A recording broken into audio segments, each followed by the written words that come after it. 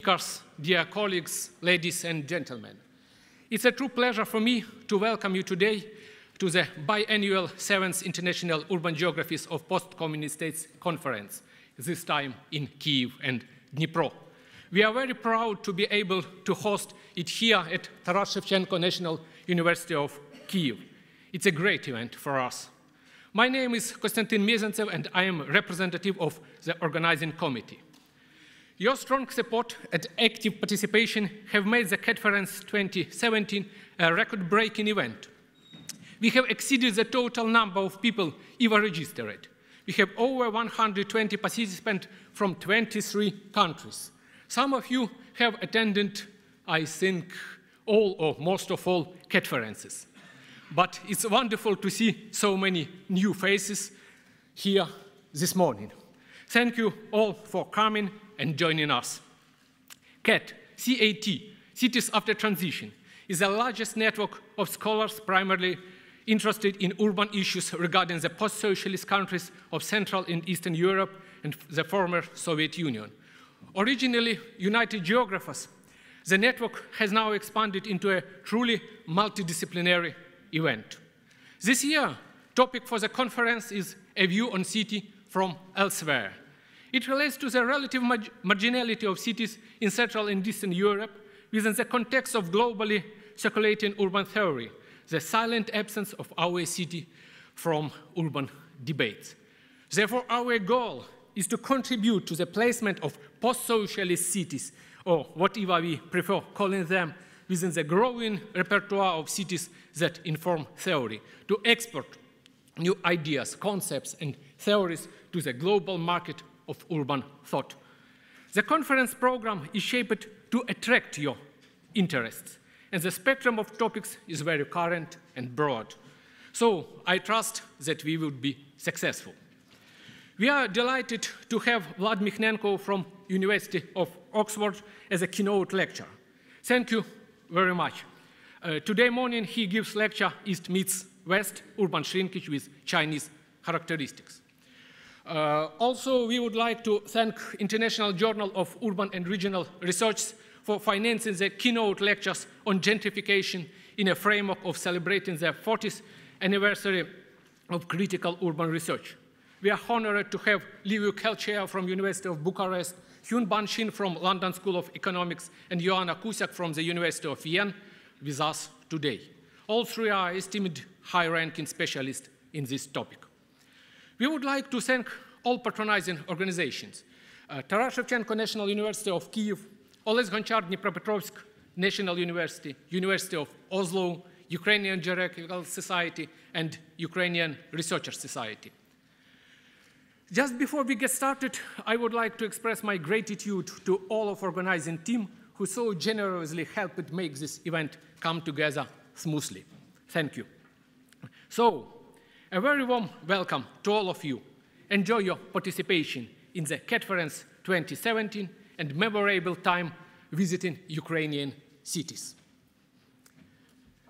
I am very grateful to the Vice Rector of Taras Shevchenko National University of Kyiv, Professor Viktor Martynuk, for taking time off from his busy schedule to attend this important conference. And with honor, invite him for welcome speech, please.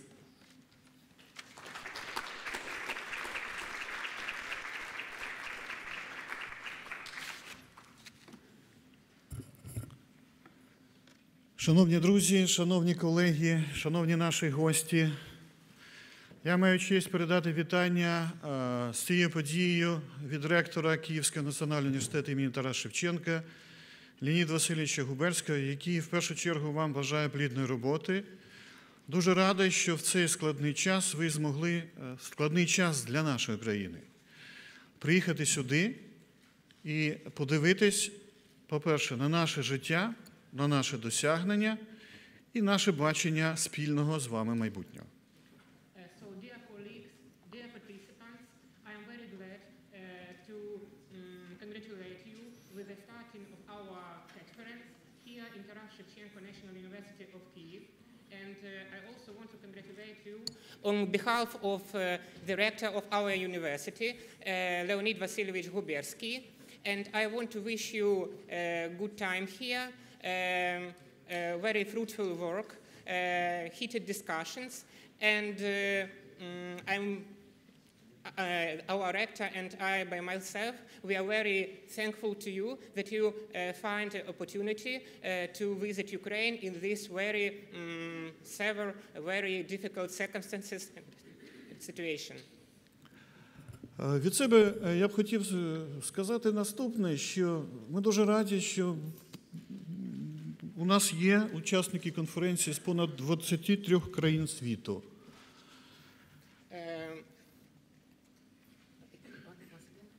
23.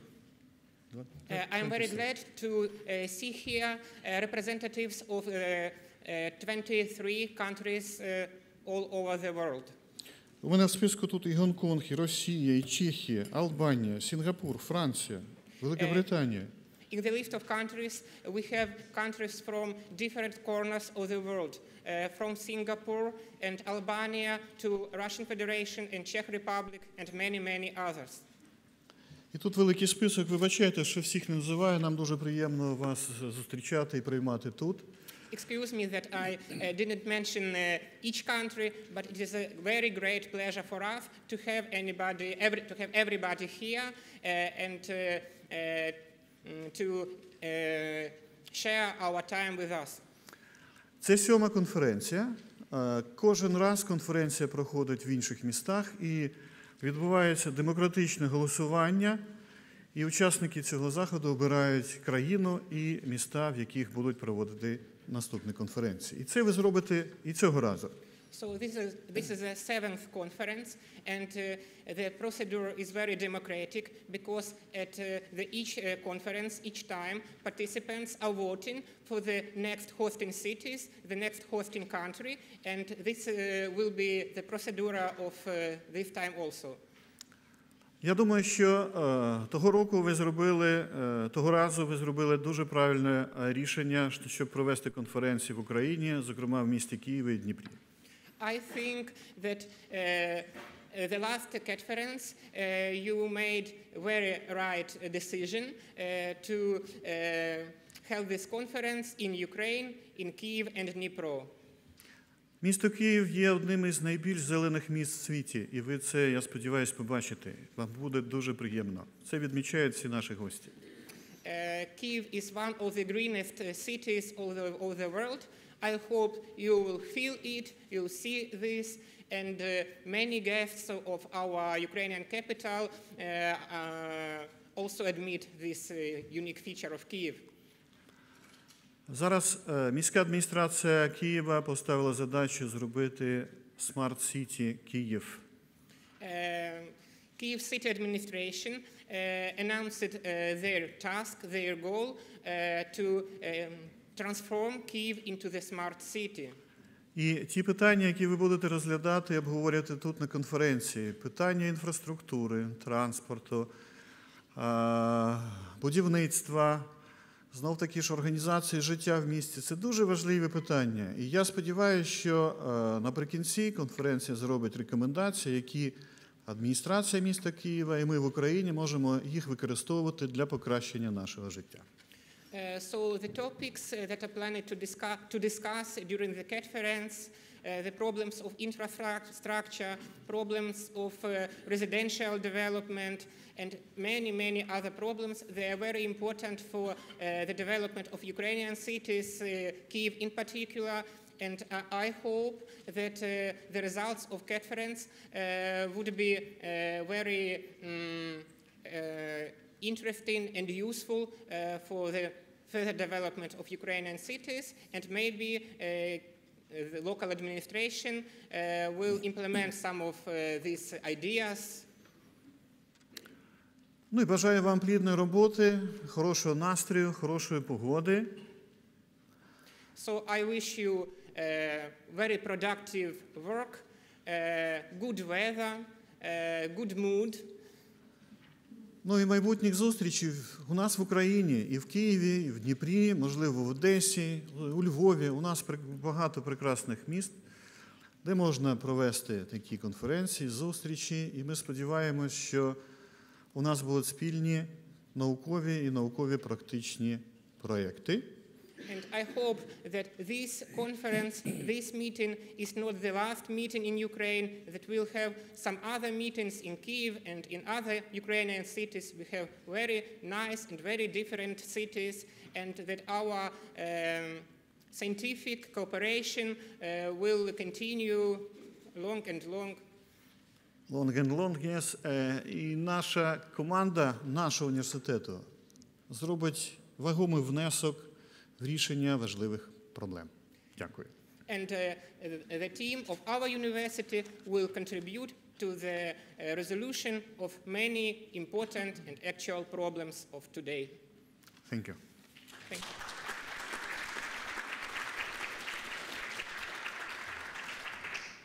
I have the honor and pleasure invite the President of Ukrainian Geographical Society, Professor Yaroslav Oleynik. Please.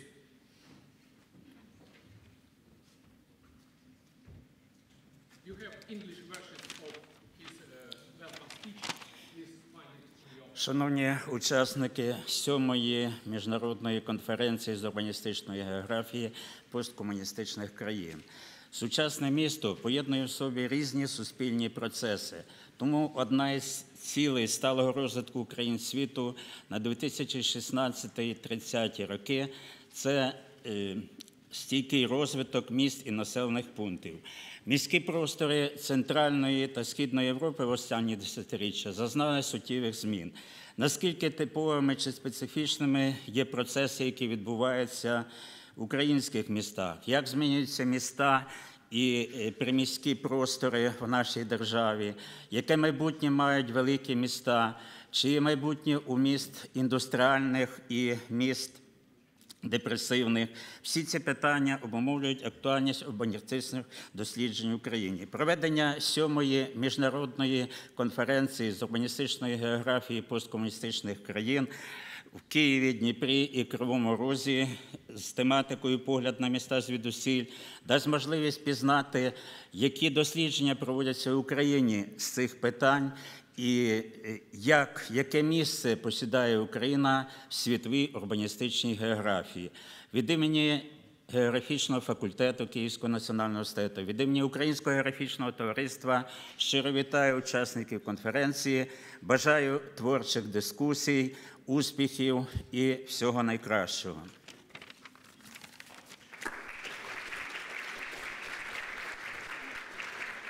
And now I would like to invite the godfather of the conference, Professor Michael Gentile from University of Oslo, with some introduction remarks. You know him all, I hope. Please. Ladies and gentlemen, wonderful to see you all. And I actually don't really have anything to say, and I'm not going to waste your time, but I just want to welcome you on my behalf. And I want to tell you that I hope that this tradition will continue for many, many years, at least another 6, so that we get to 10 conferences, and probably more. Anyway, as to the practical stuff, I guess Aljona is going to continue. So, goodbye.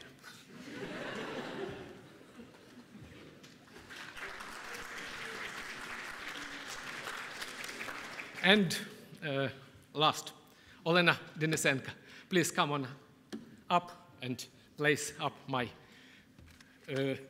take place my place. Ladies and gentlemen, Olena Denisenko is conference coordinator with some technical remarks, practical remarks. So, dear colleagues, please pay your attention to several organizational movements which are important for us during these 2 days at Taras Shevchenko National University of Kiev. The first, several remarks about logistics at the university building. The first one is that all our events are planned to be held on the first and second floors, and just our lunch, which we will have at our canteen of the university, will be located at the ground floor. As you have already seen, our coffee breaks are planned to be held near the registration. So the next one moment about the rooms and sessions. Our sessions are planned to be held at the rooms 202, 204, 327 and 330. Please pay your attention to the fact that the room of the one session, 326, have changed to the 327, but still it's very easy to find it just because it's neighboring room. The next one moment is also about the changes about the room, and especially it concerns the Azure lectures. They will be held not in this room, but at the room 355, which is very close to the registration. And our dinner is planned to be held at Rucola restaurant. And in your folders, you can find invitation for this dinner. Also, if you will have some questions, please do not hesitate to contact for members of the organizing team. You could easily identify them just because all of us have such red bands instead of gray, which all participants have. And some other remarks concerning our work during these 2 days. We would like kindly ask you to fulfill with the timing having your presentation, just because we would like to have opportunity and to provide opportunity for the participants to change these sessions. The next one, advertisement, is about our trip to Dnipro. In your folders, you can find the information and tickets to the train. Please pay your special attention that our train to Dnipro departures from Central Railway Station 5:30. It means that our sessions are planned to finish at 4, and after that you will have the time to get to the Central Railway Station. Also, we kindly ask you to be there in advance, nearly 20 minutes before the train departure. And the last one, advertisement for today, is about recording the video. It is planned to record video during our keynote lectures. So please, your attention to this fact also. Thank you so much for your attention.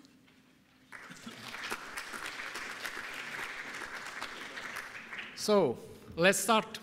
I give the floor to Dr. Vlad Mykhnenko from University of Oxford with a keynote lecture, East meets West, Urban Shrinkage with Chinese Characteristics. Thanks. Please. Thank you.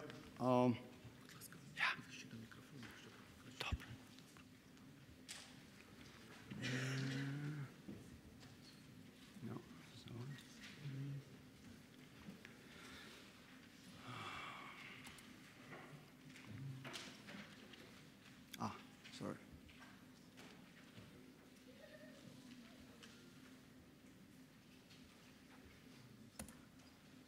Yes. Good morning, everyone. My name is Vlad Mykhnenko.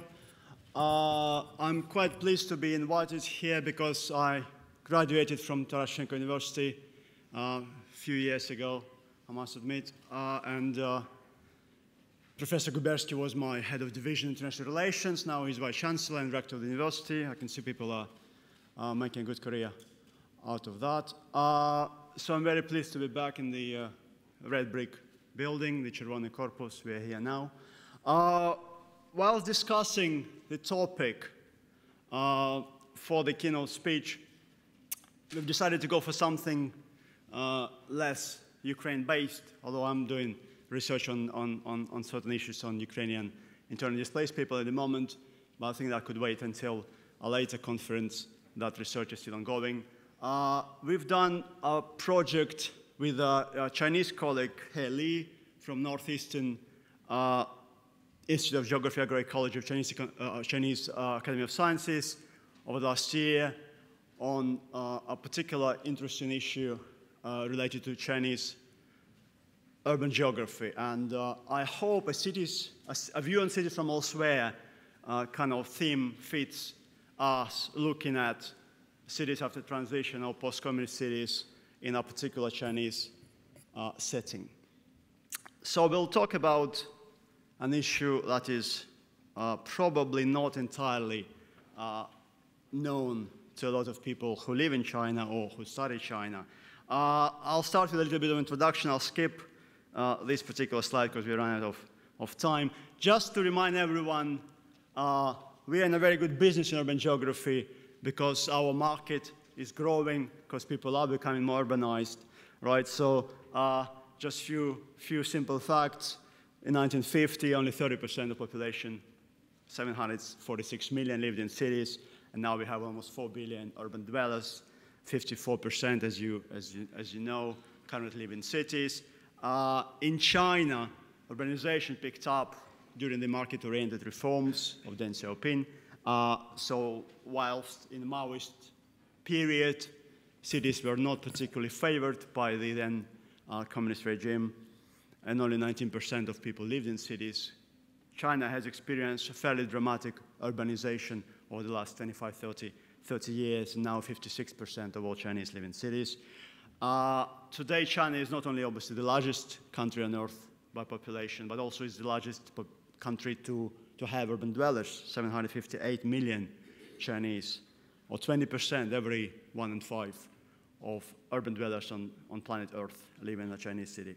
And they plan to continue urbanization, adding almost 300 million urban dwellers by 2050. The picture of Shanghai, a mega city. UN recognizes mega cities above 10 million. And 51 out of 99 fastest growing cities on Earth are in China. China boasts currently of 6 mega cities, 10 large cities of 5 to 10 million people, and they plan to add an extra 1 mega city and 6 more large conurbations by 2030. To have it even more dramatically, I point out to a headline from Bloomberg, which cites the Chinese Planning Authority report in which Chinese cities plan expansion to house 3.4 billion people in cities. And if you dig into that, you will soon recognize it's not all Chinese cities, only small and medium-sized Chinese cities plan to house 3.4 billion people. Well, almost the whole planet's current population can be housed according to the Chinese Planning Authority plans. So in this sort of fascinatingly dramatic context, I'm going to talk about shrinkage. And I'm sure a few of you were puzzled, I hope, by that, because it seems to be rather oxymoronic to talk about shrinkage in these fast-paced terms. Before we proceed to the Chinese story, I suspect not all of us in this room have been studying this particular type of urban phenomenon, urban shrinkage and urban decline. Just a brief sort of introduction how we've discovered the idea of urban decline, and when did we rediscover the idea of urban decline and later shrinkage. Most people would point out it's mid-1970s. Most people in the US, and US academics and policy circles have noticed some changes in American urban setting. And there were a couple of books published in 1975 and mid-70s that started to explain the then hidden or perhaps growing phenomenon of urban, as it was called, urban decline in the US. And we had some similar stories, sort of simple stories about sort of unnatural evolution of cities, especially looking at mining boom towns or any natural resource-based boom towns in the US, which kind of natural decline as coal runs out. Also in late 70s, mid-70s, we've also seen a more sophisticated models and theories explaining than urban decline in the US. I'll give you a few examples. But that was urban economists and geographers looking at growing preferences of urban dwellers and residential choices of Americans, preferring warmer climate, preferring lower taxes, lower municipal taxes, and preferring larger houses outside the inner cities. That was known already in mid-70s. 75, of course, was kind of the shock year. Some of us were born that year, but in the same time, New York went bankrupt in 75, and that was the first time that the federal government decided not to bail it out and decided for the city to take its harsh medicine of austerity. President Ford said that federal government has nothing to do with the New York City administration. And this is the year in which Edgar Rust published his no-growth book, Impacts on Metropolitan Areas, in which he was the first, I think, to pinpoint to a certain natural life cycle of urban growth from kind of boom based on coal, mining, exploration, and then consecutive decline and consecutive sort of stabilization. In 82, Bradbury, Downs, and Small and the Brookings Institution published Urban Decline and the Future of American Cities, in which they've provided a more sophisticated sort of analytical framework for understanding urban decline in the US. You can see already we've seen different scales here. We can see in a city, we can see wider region. We can see population and employment interactions and income interactions within these different scales. So by the early 80s, we already got a few interesting examples of understanding and theorizing of shrinkage. And this is perhaps one of my preferred models that comes from Richardson's 1978, then very famous textbook, Regional Urban Economics, in which he provided this particular diagram of effectively cumulative causation decline of a city, in which high-income earners withdraw and perhaps move to suburbs, and the knock-on effect it will have eventually on municipal finance, on labor supply and demand, on the provision of municipal services, public services in the city, the quality of those services deteriorating, and having a continuous effect on the remaining middle-income earners, and then, of course, only the poorest will stay. I think quite a well-forgotten model, and I greatly recommend people looking at this particular book, 1978. Reminds you of several other things. In Europe, of course, urban decline was also a big topic. We've seen some classical references here, Holland Hay, Van der Beek, of course, Cheshire and Hay, and Cheshire 95. They focus on a sort of now classical sequential model of urban growth and decline, urbanization, suburbanization, deconcentration. Some of you remember that. This is 1982, the same year as American academics were pinpointing causes of urban decline in the States. Here we got a study of growth and decline in Europe by Van der Beek and a huge team of Dutch geographers. You can see them trying to theorize the processes of various movements of income and population. Paul Cheshire and his Hay, 89, urban problems in Western Europe, a similar core hinterland region movements of population from centralization in the core city and further decentralization, deconcentration away further down the territorial scale.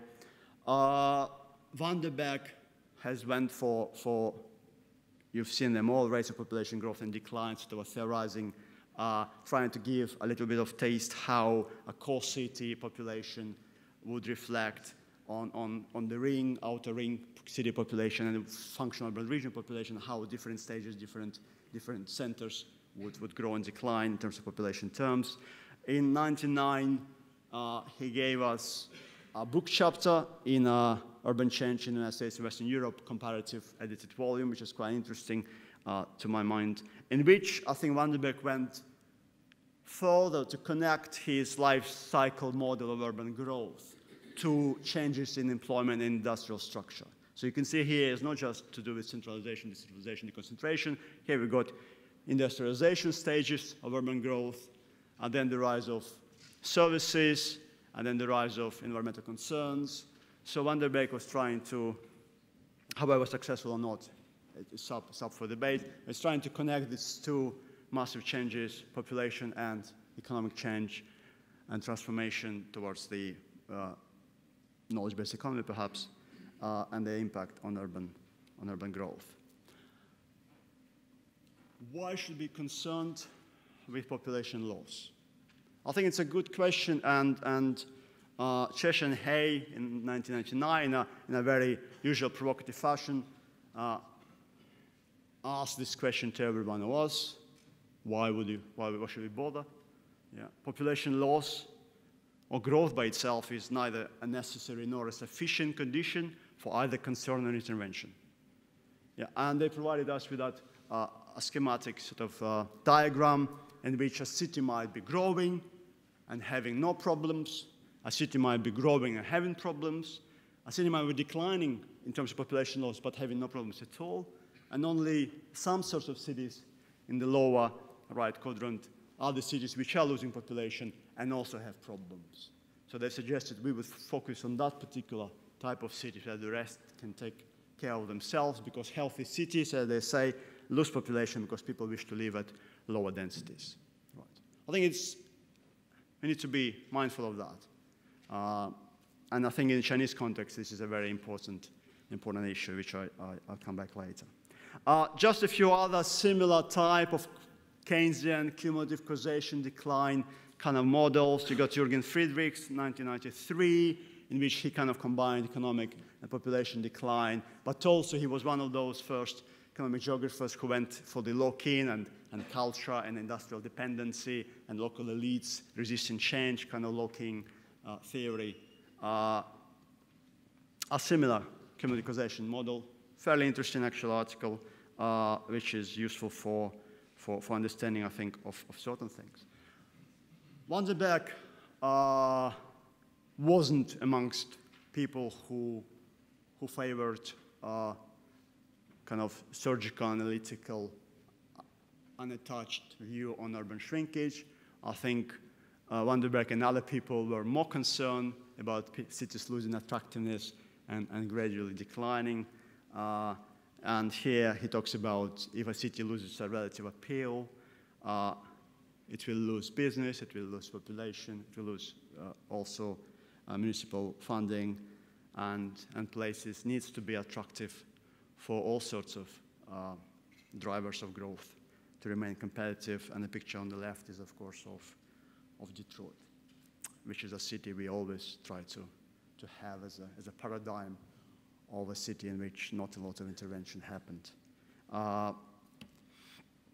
And of course, I need to point out to a famous heuristic urban shrinkage. It's been developed by a lot of people sitting in this room. I think all the co-authors but one, Dieter Rink, who isn't here, are in this room, and we all own a little share of this particular model. This particular heuristic of urban shrinkage tries to have sort of a multi-causal view, looking at various regional and global drivers of urban shrinkage, economic change, deindustrialization, demographic change, suburbanization, political conflict, wars. So it's got a fairly comprehensive view on things, and also it links global governance and local governance actors intervening or not in the global in the local shrinkage dynamics. Population decline here is the main indicator of the phenomenon, and as you can see in the bottom of the diagram, there are a lot of direct and indirect consequences which are problematic, which are not a sign of a healthy, de-densifying city. Aging, underuse and vacancies, reinforced segregation, unemployment, disinvestment, tax deficits, etc. It was this particular heuristic that attracted my Chinese co-author, who read the paper and then turned up one day in the place I was working then in Birmingham and said, Vlad, hey, very interesting model. I'm interested whether we can do something with China using this, because he comes from Northeast, and Northeast, as you will learn, is a hotbed of urban shrinkage in China. So we've tried to use this model to understand urban trends in China, and you'll judge how successful I was by the end of the speech. Just a few methods and issues concerns. Of course, everyone is doing research in China understands, or research in any city, understand that there are so many different layers of urban governance and various different morphologies. And in China, we have different types of cities and different types of hierarchies of cities. We have directly controlled municipalities, those massive mega cities, which are directly controlled by the central government, like Beijing, Shanghai, etc. We have prefecture-level cities, second kind of largest layer of regional capitals. You have county-level cities, which are also county-level capitals, and then you have many ordinary, as it's called in the Chinese jargon, ordinary cities, ordinary towns. There are 20,000 of those.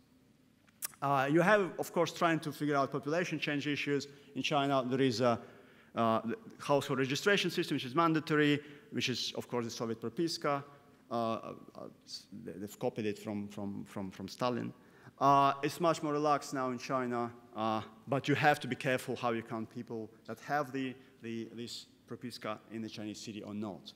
And Chinese census thankfully gives us both figures for the kind of temporary residents and the permanent legal residents of the city. So we've looked at the 20 years of rapid urbanization in China from 1990 till 2010. We got 3 census points. The number of cities is enormous, 853 inner city boroughs of those massive mega cities, and they are so big you have to take them separately because they're all multi-million entities. You got 370 urban cores of the county-level capitals, and you have 1,633 counties with urban population at a higher stage, with almost 20,000 ordinary towns in them. You have to go through various boundary changes, and here Lee, my co-author, spent 6 months going through all that data. Yeah, bless him.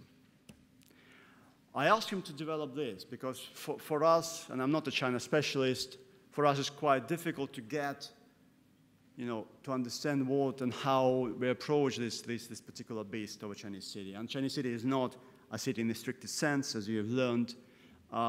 It's kind of administrative unit comprising both urban core, surrounding rural areas, and very remote, not urbanized areas at all. So Chinese cities, to some extent, they're kind of city regions or urban areas, but fairly large urban areas. And on top of the hierarchy, you have the directly controlled municipalities, those massive mega cities. Within each of them, you have huge inner city boroughs, or urban districts, or rayone, or Ruski rayone, which is quite similar to the Soviet. Of course, it's based on the Communist Party hierarchy, right? So you have to have district-level committee of the Chinese Communist Party there. Then you have provincial-level cities, just similar, have also inner city boroughs of separate local authority status.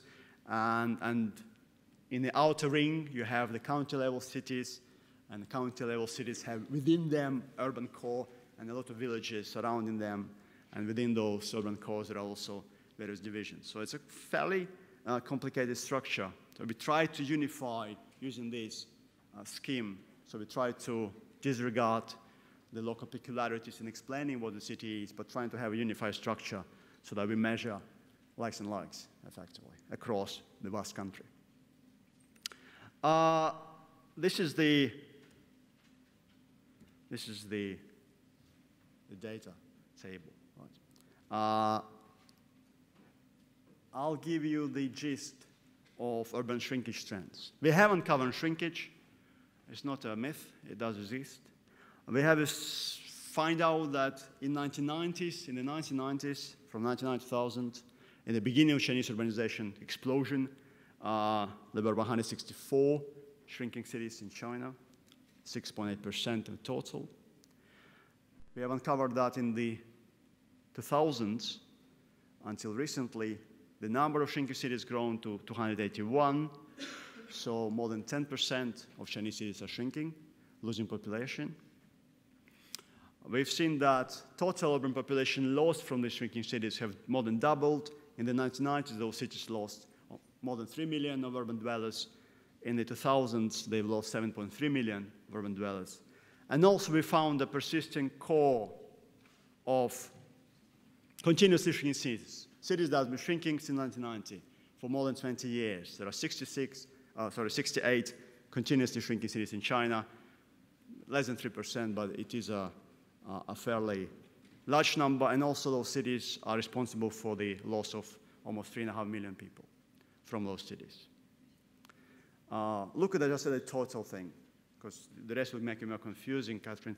So urban districts, county-level cities, and urban counties. This is for the connoisseur, but the total will be the one which I think I'm focusing on today.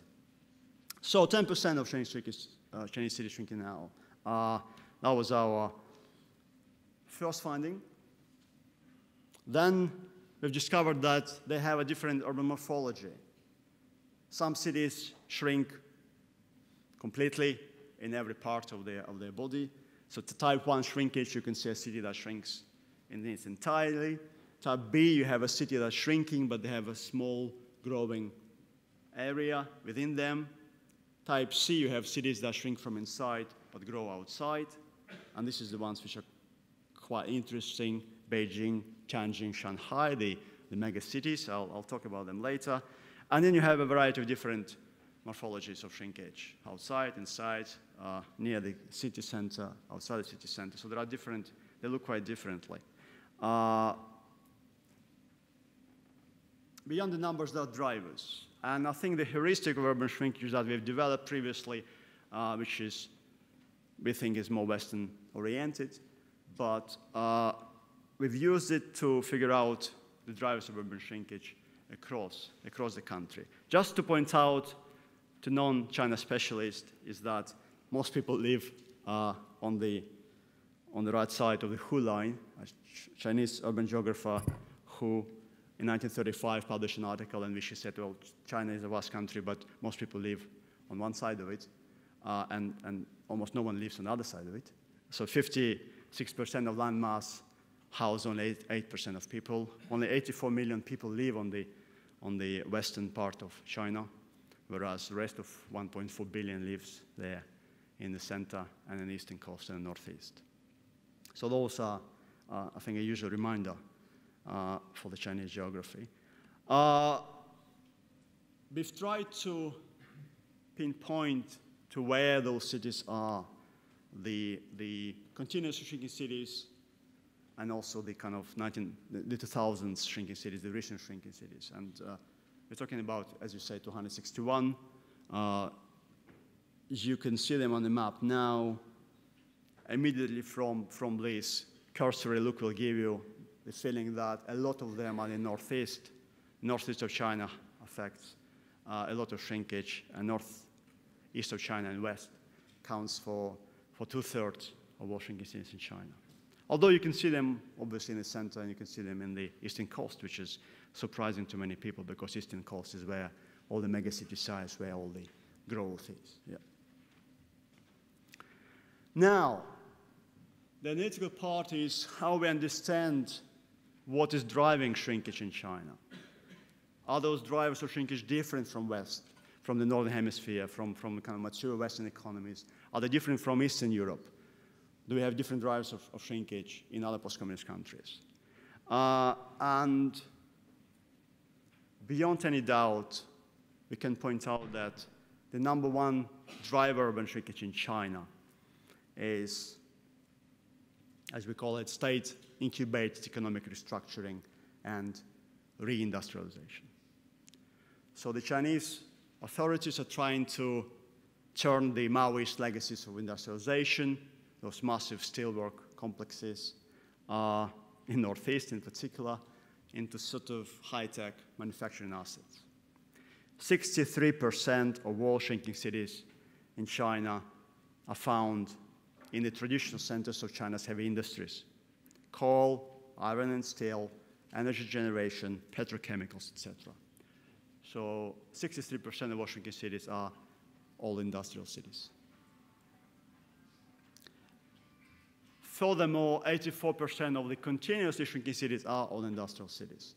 So the industrial legacy is the main driver of urban shrinkage in China. And deindustrialization, if you can call it, but in Chinese case, we're not really talking about deindustrialization, we're talking about reindustrialization. So here we have a driver in which the state, the central government, actually invests enormous amount of money. And between 2003 and 2015, only in the northeast region, northeastern cities alone received almost 600 billion yuan, and that is $91 billion for reindustrialization, in which, as a result of that restructuring, those northeastern cities have increased their dependency on heavy industries. So heavy industries now accounts for 70% of their regional GDP. Public sector increased from 70% to 93% of all the firms in Northeast. And you have also a very similar growth in consumption of energy and polluting substances, growth in coal imports. So China does produce a lot of coal, but it's not enough for them. So growth in coal imports increased from 75 million tons to 238 million tons. Oil imports increased from 72 to 47 million tons, and energy-related CO2 emissions doubled almost from 465 million tons to 823 million tons. Just reminding of Vanderberg's notion about attractiveness, attractive cities, and this gives you a flavor that perhaps there is some problems.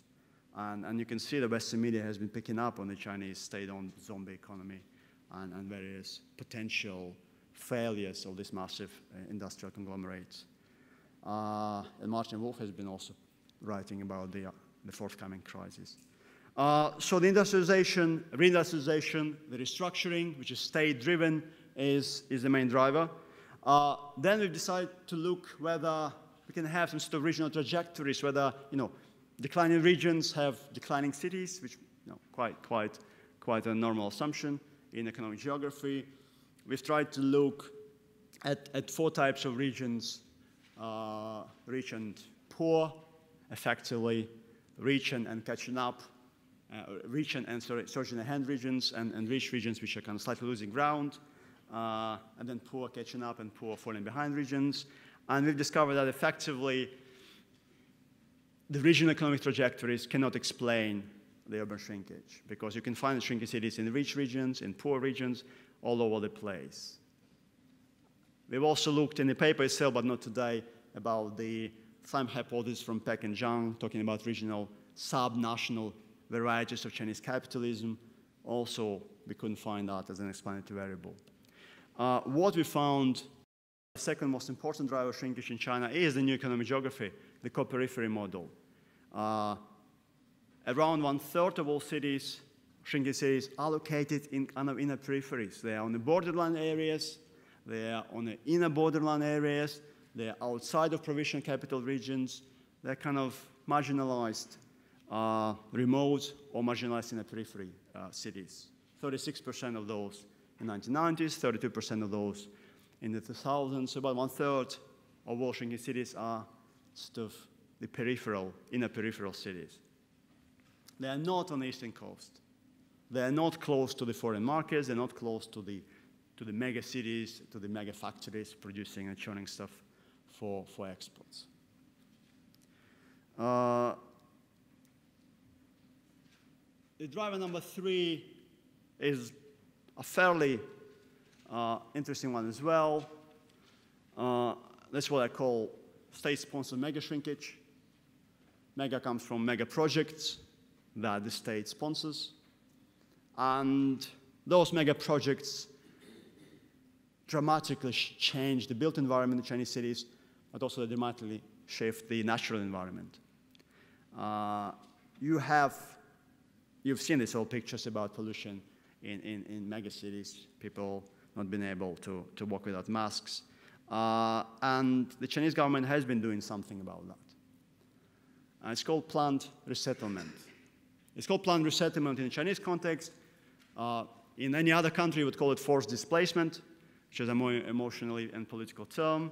But effectively, whatever you can call this planned resettlement is massive. And we're talking about the residents of inner cities being taken away and resettled at the outskirts of those megacities. 405,000 households in Beijing were forced displaced over this period. 1.2 million households in Shanghai. 470,000 households in Tianjin were forced displaced from inner cities. The Chinese urban geographers and Western experts provide us with a little interesting alternative explanation for this, which connects to land grabbing and effectively greedy municipal authorities trying to increase their income through a purchase of cheap or subsidized or rurally owned pieces of land, either inside the city or outside the city, and then reselling those land rights. Sorry, talking about land rights. Land is state-owned, but land use rights are tradable. And in a very interesting example, you can effectively make a 100-fold profit by buying a rural land and turning it into a city and selling it to private developers. So if you buy an acre for $53,000, you can sell it for $5.3 million after a little bit of restructuring and building a few roads.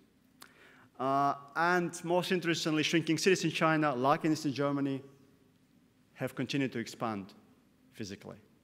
So shrinking cities in China, those are losing population, but they actually continue to grow physically, which is, of course, links to municipal income, as it was in Eastern Germany. In addition to forced displacement from inner cities, from Beijing, Shanghai, Tianjin, you've got also displacement for the natural kind of beautification projects or the natural alteration projects. Of course, the Three Gorges Dam was built in 2009, and displaced 1.3 million. Over half of them were urban dwellers. The turning rivers for the north-south water diversion project, 2005-12, forced 350,000 people away. A lot of them were urban dwellers. So only the state-sponsored mega shrinkage activities we've encountered and counted in the paper based on official data point to the displacement of almost 9 million people from those cities. And indeed, the state-sponsored mega shrinkage was the second most important factor in the 1990s, and now it's probably the third most important factor of shrinkage, accounting for 12% of all shrinking cities today. That's number 3. And this is probably not very surprising to any of you, but I must admit, very surprising to a lot of Chinese scholars and Chinese students, is the demographic policy. The state-propelled demographic change. The one-child policy has been in place for several decades, promising fewer births, better births, to develop China vigorously. There are lots of posters like that you can find from 1980s in particular. And to my Chinese co-author, this was quite a surprise, because as far as I figured out, in China, the one-child policy and demography doesn't seem to register as a rather inevitable driver of demographic decline eventually. Somehow people don't think they don't notice it. And whilst not very apparent in the 1990s, throughout the 2000s, demographic change has gradually emerged as the third most important driver of shrinkage. And here we got the figure, 26% of all shrinking cities are cities that have natural population decline. So they outpace now the state mega shrinkage activities.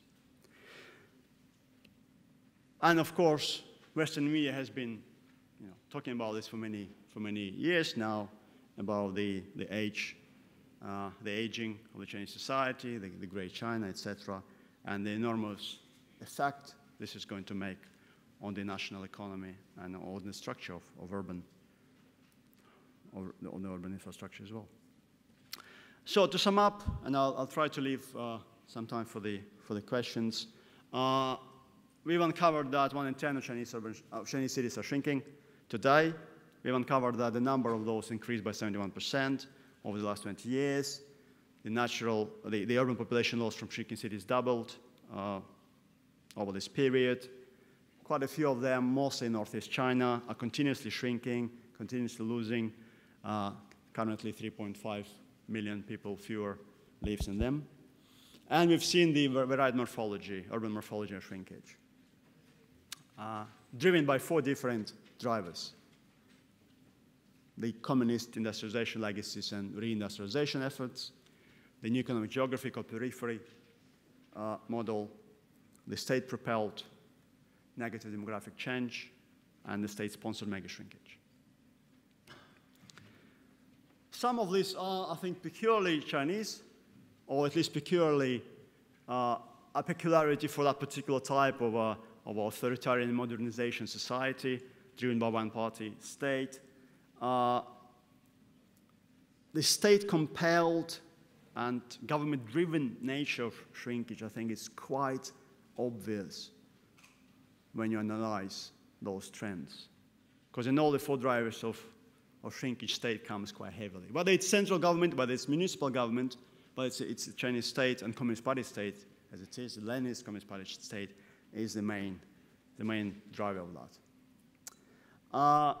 Another peculiarity, and this is open for debate, because we haven't, within our little group of two, we weren't able to find a consensus of this, with my co-author saying that there are lots of positives from shrinkage, especially in those capital city forced displacement projects in which you have now perhaps less density in cities, more green space, decreased congestion, perhaps less air pollution from cars. If you shift pensioners away, you get younger demographic structure. You have some nice buildings, like that the Olympic Stadium in Beijing. So the urban fabric of some megacities have changed dramatically during the forced displacement or planned resettlement, whatever you can call this. And visibly, it looks obviously different from previous. Whether you can call it gentrification or not, this is a kind of worms we can open during the discussion. I decided that we put the more naturalized heuristic of urban change with the East Asian characters there, just to show how the Western models travel. I must admit, there's the same authors, effectively, that published in Japanese with the same model. It's not any locals like picking up on it. But I think there is something that we can learn for our theory-building set of efforts from the Chinese experience, because they pose quite a dramatic challenge to mostly Western-centric conceptualization of urban growth and decline. But I think there are a lot of policy concerns for the Chinese government coming from this particular piece of research. I think there are two main concerns that I have, and I think hopefully when the paper is published, maybe someone in central government will have a look at it. Because it's obvious that under the relentless pressure of demographic change, inevitable demographic change, and the industrial restructuring driven by pollution, I think the Chinese policymakers, however brilliant they are in adjusting and managing this, they will find it quite difficult, increasingly difficult, to confront varieties of shrinkage popping up in every corner of the vast landmass. It'll be a growing difficulty for them. And the second policy concern is whether they will continue to resist, and this is not, we've discussed today, and hopefully we'll touch about this in the discussion, whether they will continue to resist investing into those shrinking cities in shrinking regions, trying to prop up the industrial structure and trying to retain that population in those cities, fighting enormous forces, enormous market forces of urban agglomeration economies, which are driving people to the eastern coastland, to the mega cities, to the mega factories, to the economic growth hotspots. And I think my cautious conclusion is that when the cost of intervening into those market-led dynamics of spatial economy will and become excessively expensive and excessively detrimental to growth, efficiency, and even equity, I think then it will be only inevitable that urban shrinkage processes will accelerate in China. And on this note, I'll finish my talk. Thank you very much.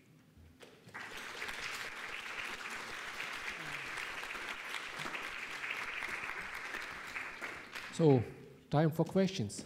Please.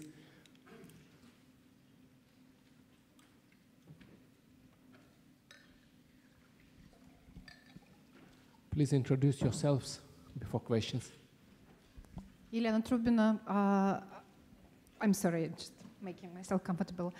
You mentioned planned resettlement, which is forced displacement, as you mentioned, and you linked it to land grabbing, which is exercised by many governments, and this is actually my question. We now face enormous what's called renovation campaign in Moscow, when millions of people are facing being resettled to allegedly better apartments. Similar processes are happening in Turkey, where in Istanbul there is always also this kind of resettlement going, which leads me to the following. How useful do you think to group the countries according to the political regimes, and how useful it is to think of similarities among the neo-authoritarian versus neo-liberalized governments who are particularly aggressively implementing this economic measure to squeeze the last kind of drop of profit of increasingly expensive urban land, particularly in the capitals? It's a brilliant question. Actually, I was going to mention Moscow and renovatia, all the demolitions of Khrushchevki there. Also, we should also mention probably Azerbaijan. That's already done this. Baku and Baku have already done this by taking and demolishing all the Soviet-looking 5-story houses and resettling them somewhere else, and then building the grandiose city centers to show the new wealth. And obviously, I totally in line with you on the regime character and the need to showcase those kind of gleaming pieces of infrastructure of new China or new Russia or new Azerbaijan. Another issue here is, of course, you must have city centers which were not built according to the market logic, which were built in the Soviet times according to the particular state centralized planning logic. So the land values in city centers, those people wouldn't have lived in those places under another condition. So you need to have those weak and marginalized pensioner communities in the city centers of Beijing or in Baku or in Moscow, so that you're able to appropriate those pieces of land which have not yet been fully marketized. Yeah? So you need to have, I think, both, not only the authoritarian nature of the regime, ruthless enough to force to resettle 9 million people in China, but also you need to have those land use rights being empty to some extent. And there are some fascinating papers on this, especially in the Chinese case, in which the Chinese states are kind of creating tabula rasa for their marketization, yeah, or the gentrification, whatever you can call it. So I think it's an extremely important topic. More questions? I'm Stan Brunn from University of Kentucky in America. This is a very, very useful background to looking at contemporary urban development in China. Thank you, because I see very few Chinese geographers looking at shrinking areas. But there's another dimension of this which the Chinese geography community does not study. They do not really look at human behavior issues, at social implications of the morality of growth or no growth. But the geography are very concentrated, as you say, looking at demographics and facts and figures. But to understand, for example, landless peasants, or to take a look at people that have lost jobs because of being displaced by industry or land grab, those are topics which Chinese geographers do not study. And as you probably know, they cannot study. So I think we need to keep in mind that's another dimension of this, which I wish, and you probably wish, that we knew much more about. And it's going to take some enlightenment by us outside China to help those in China, give them the courage to study the people dimensions of urban decline. This is also lacking in much of America. It's easy to look at the demographics, but the institutional declines, religions, school, political changes, those are simply not studied. I mean, there are always constraints. I mean, if you look at that map in particular that we've produced, all papers published by Chinese geographers must have the official Chinese map. And you can see there South China Sea Islands in part of China against the ruling of the UN. So we have, and I've tried to have a discussion with my colleague whether we need them because we don't have any cities there. So whether we need a particular chunk of disputed territory, as I would describe it, on this particular map.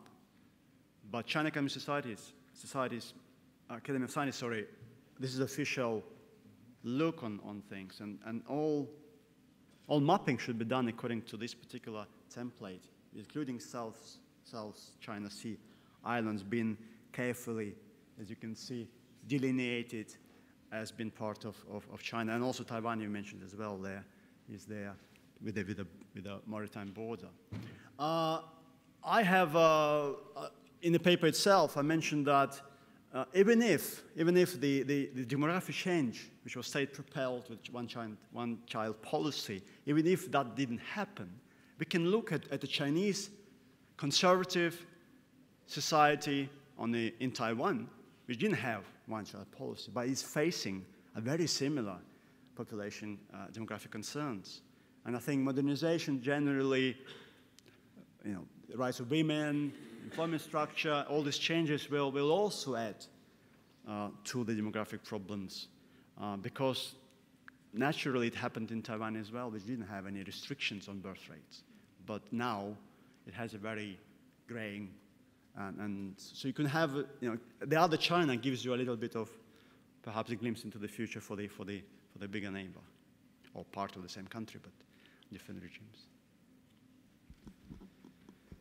Next question. Matthias Bernd from the Leibniz Institute for Research on Society and Space in Germany. Well, Vlad, thanks a lot for this presentation. I think I should say it sort of expanded my intellectual horizon on what shrinkage is about. But having said this, I feel in a sort of paradoxical dilemma. And this is, the more I learn about the empirical side of shrinkage, the more skeptical I get about the theoretical and ontological status of the concept of shrinkage. Mm-hmm. As this seems to be such a broad umbrella term that you have everything from car manufacturers leaving Detroit to Chinese mega projects under this umbrella. So my question is really about the conceptual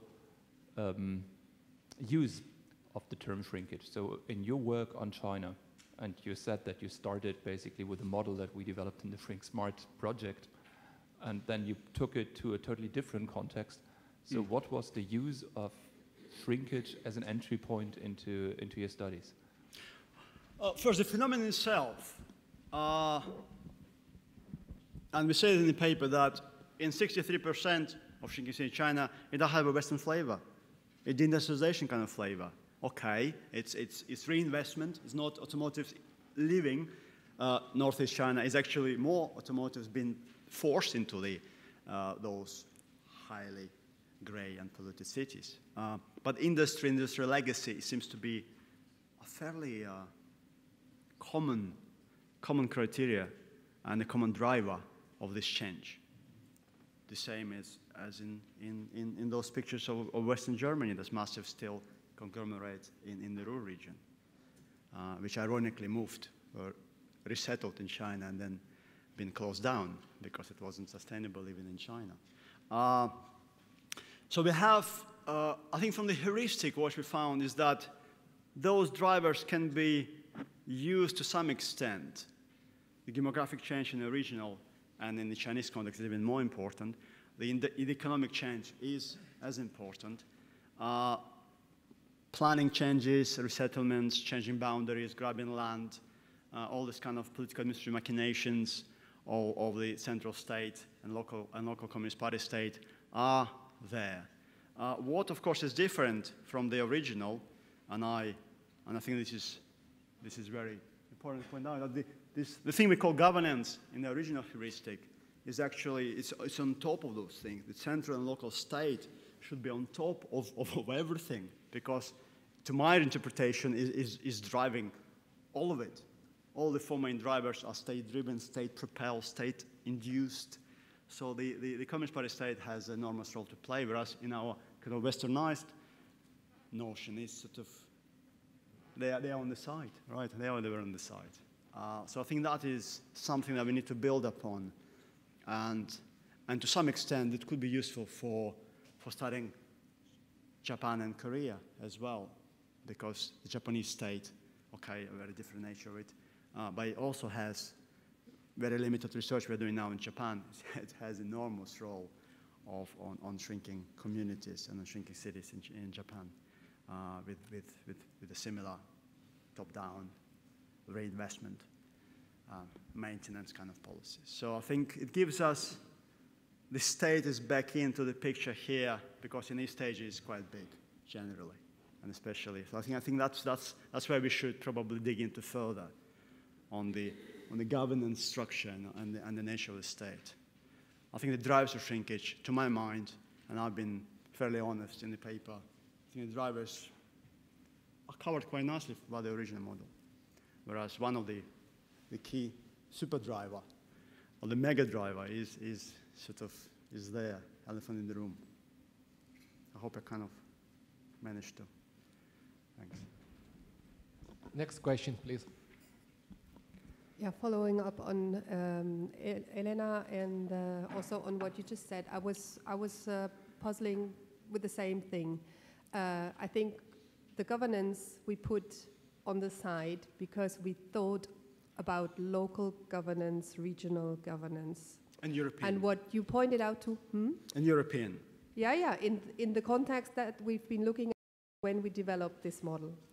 And I think what you showed us now is a context where economic development, which we have in some competition market kind of global, regional background, is strongly linked to the whole issue of governance. So I think I agree with you that this is the main lesson to be learned from that. And I currently work together with a Iranian colleague who pointed to the same thing, saying we need to look at the role of the state. And finally, a question to you. If it's the state in those contexts driving the economic decline or boosting, what is the difference then between the state-driven economic development in impacting shrinkage and the market-based that we've been looking at before? This is a tricky question, Catherine, because it's quite a political question as well.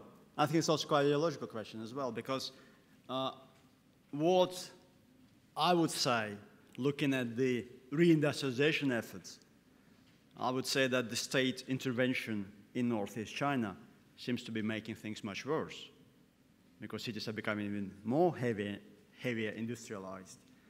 And as the country eventually will move towards domestic consumption and services, those cities will be even further hit by the extra bits of industrial infrastructure that have been built to make them modern, right? So to some extent here, the difference is that in Detroit, they've withdrawn, and the private sector left, and everything happened afterwards. Whereas here, you have state coming in, but with a sort of notion that jobs create people, and people will keep jobs, and they will stay because jobs are here.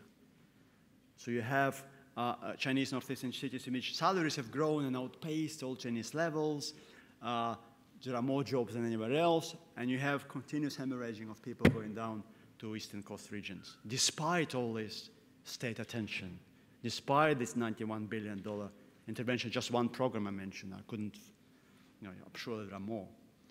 So I think that is quite a tricky balancing act, how you would classify that. Are they aggravating shrinkage by actively fighting it? Are they making things worse by trying to address it? Or maybe the solution is worse than the problem? You wouldn't raise those questions, obviously, in a Chinese conference, but here I think we can. Ladies and gentlemen, we have -1 minute, but to keep balance between left and right side, last question, short question from this side. Yeah, I'll try and make it short. I'm Megan Dixon from Idaho in the US. I was just reading this summer about the industrialization of China in the 1950s and the policy emphasis on industrializing all cities for ideological reasons, because just being a consumer city was the wrong kind to be.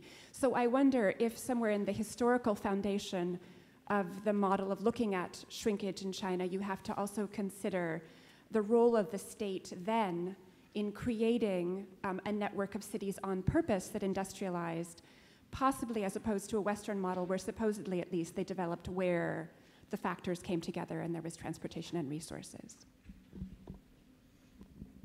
Yes. As I said, being not a China specialist, I can only argue that the Maoist industrialization efforts were anti-urban because the idea was to build industrial villages from bottom up. And hence in 1980, only 19% of Chinese lived in cities, despite all the steelwork, despite all the coal mine, despite all the heavy industry. So trying it's an enormous task for the Chinese central government to mitigate that legacy of Maoist industrialization, which was useless to most extent, and trying to also mitigate the kind of more modern heavy industries in Northeast, which are more efficient and profit-making, but still eventually will face trouble, as any heavy industry in the West have shown. So, thank you very much, Dr. Mykhnenko, for your impressive and thought-provocative lecture. Thank you very much.